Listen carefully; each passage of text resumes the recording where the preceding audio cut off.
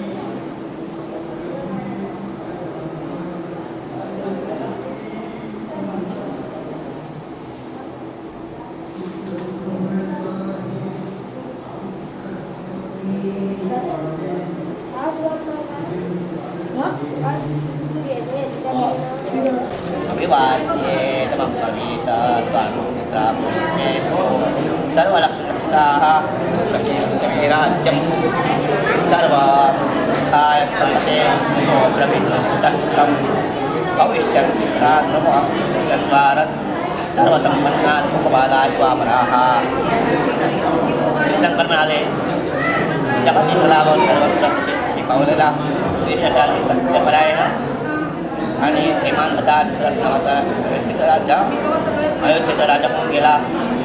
मोठे संतांनाही या दुःखाने पीडित होत सांगा. एकदा स्वल्पोपाध्याय वशिष्ठ मुनींना वर्णन करून म्हणाला, महाराज सर्व शुभलक्षण सुषुवे पितृमत्तं मधुमासे शिते मध्ये नवम्यां कर्कटे शुभे पुनर्वसु